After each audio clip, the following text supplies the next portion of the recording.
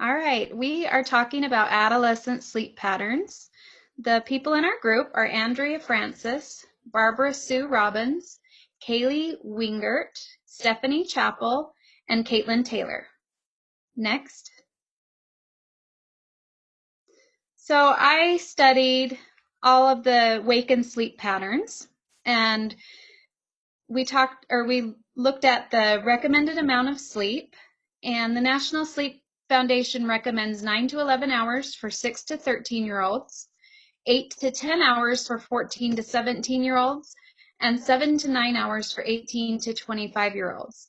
So an average of 9 hours of sleep per night has been shown to be best for peak mental health.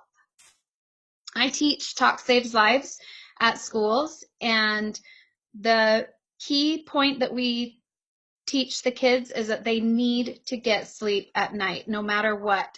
So if they need to get help to get sleep, they need to do that. Next. So what happens in sleep patterns when an adolescent gets older? Their sleepiness increases in the daytime. They get tired in the daytime, even if their schedule allows them to sleep the appropriate amount of hours a night. And adolescent sleep patterns undergo a phase delay. So they start to become night owls and they want to sleep in the morning. The typical high school student goes to bed at 11 p.m. or later, even if they have to get up at 6 a.m. Next. So the scientists have studied the amount of melatonin in the saliva of an adolescent that is sleeping 10 p.m. to 8 a.m.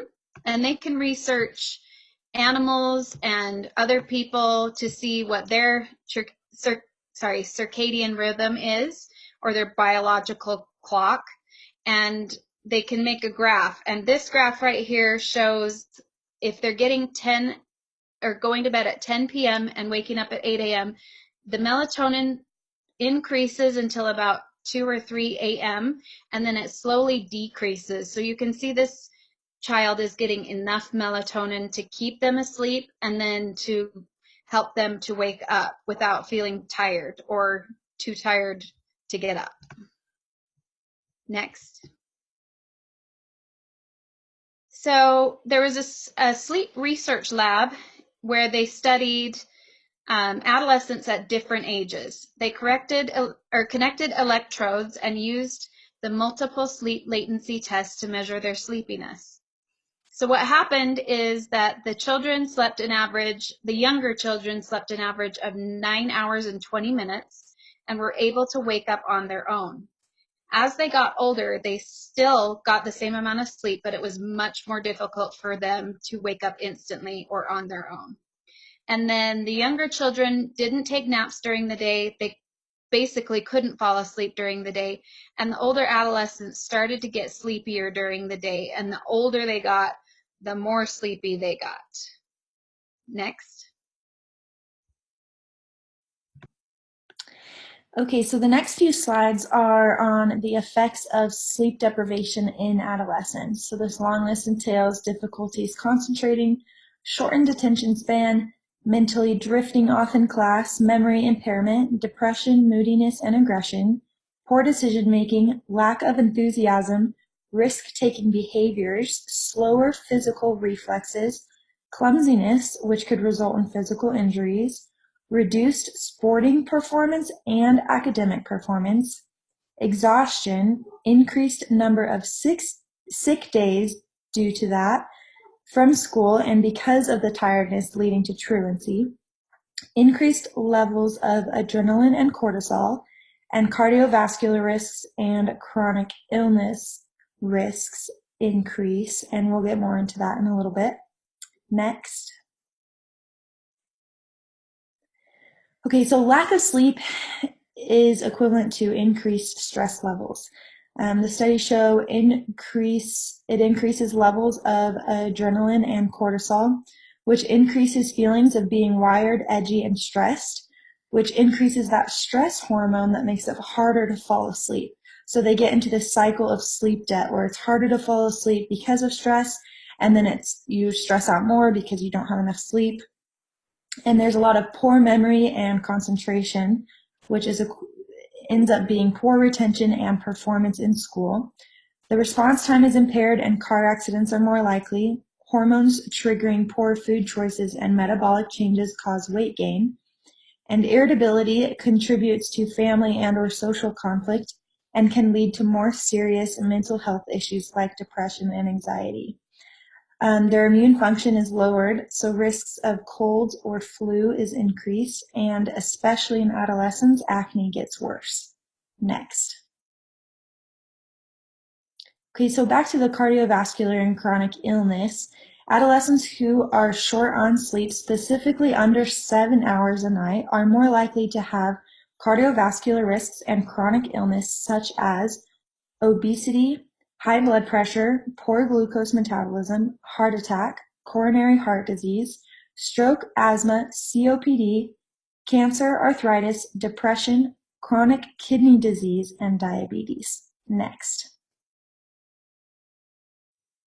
Okay, so sleep and mood. Sleep and mood are closely connected. They correlate one with another. Poor sleep causes irritability, stress, and short temper. Chronic insomnia, so continually not getting enough sleep, increases risk of mood disorders like anxiety or depression. And studies show that even partial deprivation has a significant effect. University of Pennsylvania's study showed subjects, their subjects were limited to 4.5 hours of sleep, and they felt angry, sad, and mentally exhausted. Once returning to normal sleep, they showed a drastic improvement in mood. So they go back to this cycle of sleep debt. Sleep affects mood, and mood or mental state affects sleep. They have anxiety, agitation, arousal, awakeness, alertness, and stress all cause more difficulty in sleeping. Next. Okay, so in these couple of slides, I'm going to focus on the effect that school and work has on sleep. And it's a bit different because we're talking more about how sleep affects, or how school and work actually affect a sleep habit rather than how sleep habits affect school and work. But eventually it just kind of turns into this circle and kind of a downward spiral. Now the first one is the job type. This really different jobs make you more awake or allow you to get more sleep. The second one is the school schedule can have a big effect on the adolescent's ability to sleep, or whether they're working on assignments late into the night or how early they have to get up in the morning. And the third one is the amount of stress that both of these, school and work, have on the child and how much they end up losing sleep because of that. So the first one, job type and its impact. According to Dr. Bruce, tension between work life and healthy sleep isn't new, of course. Work has changed over the past several decades, including how and when we do it. The pace of work and the pace of changes to work life have increased over the recent years as technology speeds up and transforms our world at an ever faster rate. More than ever, we live in always open for business world, and that poses uniquely modern challenges for sleep. So he lists on that website a couple different jobs that actually let people get more sleep, at least 7 hours. That's agriculture, education, so teachers, community and social services, and then jobs that don't have let them get well that have they all get less than 7 hours of sleep, and that's manufacturing, healthcare, food preparation, food services, and protective services. So this is a study that was taken in 2015 in Korea, and I believe it was done at a private school, but it shows here in this chart that the students spent most of their day doing school, and then they only got about 5 hours of sleep, and then they had to get back into doing school again, which affects, they get lower grades, and then that affects the stress, which affects their sleep, and so it kind of just turns into this snowball. The total lawful working hours in the Republic of Korea are 52 hours a week, overtime included, says Asunaro member Gong Hyun. Even for middle school students, study times are approaching the longest working hours allowed by law. And the last thing is stress. So on our own Student Life in America survey, over 50% of students reported feeling stressed. 25 reported that homework was the biggest source of stress, and on an average, teens are spending 1/3 of their study time feeling stressed, anxious, or stuck. And this is a problem because stress causes insomnia by making it difficult to fall asleep and to stay asleep, and by affecting the quality of your sleep. Stress causes hyperarousal, which can upset the balance between sleep and wakefulness. Dr. Mary A. Karzkazan conducted a research project with some colleagues on a group of students who were transitioning from junior high to high school. And at their schools, the high school had a start time nearly an hour earlier than the junior high. And she found, after studying these students, that students only woke up 25 minutes earlier than the previous year, despite the nearly hour start time. Their average sleep fell from 7 hours 9 minutes to 6 hours 50 minutes. Half the students showed sleep patterns similar to narcolepsy, and no students adjusted to the earlier start time, and none slept more than 8 hours on school nights. Next. She says, given that the primary focus of education is to maximize human potential, then a new task before us is to ensure that the conditions in which learning takes place address the very biology of our learners. And she recommends that high schools have a later start time to better accommodate the needs of adolescents and their sleep patterns. Next. Unfortunately, there are many obstacles to changing high school start times. The first is transportation. Most school districts have a transportation system designed to run as efficiently and inexpensively as possible, and a change in schedule can have a huge impact. After school activities are a huge an important part of high school life, and they would definitely be affected by high schools having a later start time that would make their school day end later as well. Other students and programs would be affected because it would affect facilities and the way they're used, and high school or elementary schools and middle schools would be affected if the high school changed its schedule. There would be reduced time to access public resources like libraries that would close in the evening. They would have less time at the library to study and do homework and do research. Next. There's some concern that teachers who teach in high schools would have less time with their families if their school day ended later. It would also cause stress for families. Most families have a very coordinated schedule to balance the activities of each member, and any changes in that schedule and routine would cause stress and concern. And you might have parents that would not buy into that because it would be too negative in all the other areas of their family life. If you have an uneducated community, the change will affect the entire community: businesses, schools, students, parents, libraries, and they may not be educated about adolescent sleep needs, so there might be some negative feedback from community members. And lastly, you could face some resistance of students. They may not understand their sleep needs and will be resistant to changes that will affect them and their after-school activities, after-school jobs, and the other aspects of their life that they have. Next.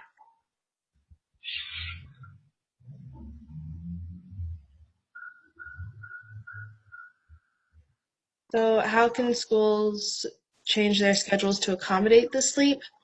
There was a study in 2010 to 2013 where Minnesota, Colorado, and Wyoming, there were 8 high schools and 5 school districts that participated to change their school start times from earlier in the morning to about 8 a.m. to 8:55 a.m. The study was to find out if getting 8 hours of sleep made you do better in school. And this is a figure. This chart is to kind of show a good time for children by age when they should go to bed if they plan on waking up at a certain time to get the most out of their sleep and to be able to go to school prepared for the day. Next. These are the results of some of the changes. One of the schools that changed their start time to, a couple of the schools actually, that changed their start time to 8:35 a.m. and 8:55 a.m. actually had a 66% decrease in tardiness. There was also decreased by 13% of car crashes in all 5 of the districts. For those who got 8 hours of sleep, there was a decline in 9 to 11% of the children who suffered from depression and engaged in sexual activity. And for a positive, the GPAs for the first period courses and the core courses in any class that had a school start from 8 a.m. to 8:35 a.m. Was significantly higher. Core courses being English, math, science, social studies. Next. And then how the 2 biggest issues that they were finding was the issue of transportation and childcare.